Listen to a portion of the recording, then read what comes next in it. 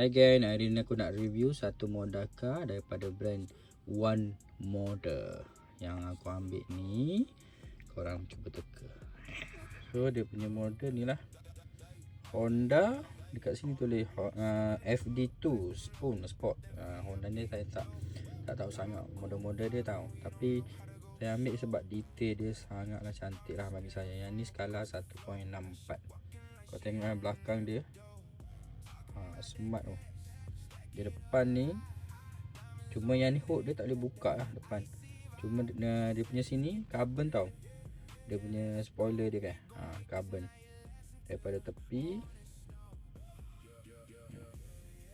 sini, yang dekat sini dia punya ni pun carbon ni. Makam dia